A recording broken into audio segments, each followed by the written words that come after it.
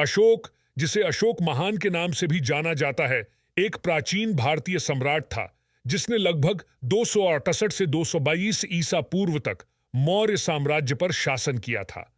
उनके शासनकाल को व्यापक रूप से भारतीय इतिहास में एक महत्वपूर्ण मोड़ के रूप में माना जाता है, जो उनके बौद्ध धर्म में रूपांतरण और इसकी शिक्षाओं को फैलाने के प्रयासों से चिह्नित है। अशोक की कहानी विजय, पश्चाताप और आत्मज्ञान की एक आकर्षक यात्रा है। 304 ईसा पूर्व में जन्मे अशोक मौर्य सम्राट बिंदुसार और रानी धर्मा के पुत्र थे। हालांकि वह सबसे बड़ा बेटा नहीं था, लेकिन अशोक के कौशल और क्षमताओं ने उसे अलग कर दिया, जिससे उसे अपने पिता का अनुग्रह प्राप्त हुआ। 272 ईसा पूर्व में बिंदुसार की मृत्यु के बाद अशोक को अपने भाइयों के साथ सत्ता संघर्ष का सामना करना पड़ा और अंततः क्रूर युद्धाभ्यास की एक श्रृंखला के बाद सिंहासन पर चढ़ गया। अशोक के प्रारंभिक शासनकाल की विशेषता सैन्य विस्तार थी। उन्हें एक साम्राज्य विरासत में मिला जो पहले से ही भारतीय उपमहाद्वीप के अधिकांश हिस्सों में फैला हुआ था।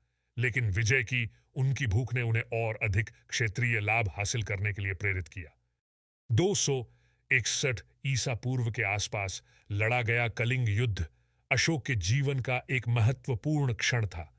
क्रूर संघर्ष के परिणाम स्वरूप भारी जनहानि हुई और इस पीड़ा को देखने से अशोक पर गहरा प्रभाव पड़ा। युद्ध की भयावहता से भयभीत होकर अशोक में गहरा परिवर्तन आया।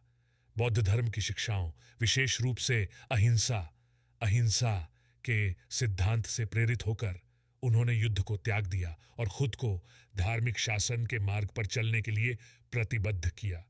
अशोक ने बौद्ध धर्म को अपनाया और इसके सिद्धांतों को अपने शासन के मार्गदर्शक दर्शन के रूप में अपनाया। अपनी नई मान्यताओं को संप्रेषित करने और अपनी प्रजा के बीच नैतिक आचरण को बढ़ावा देने के लिए अशोक ने पूरे साम्राज्य में स्तंभों और चट्टानों पर अपने शिलालेख खुदवाए।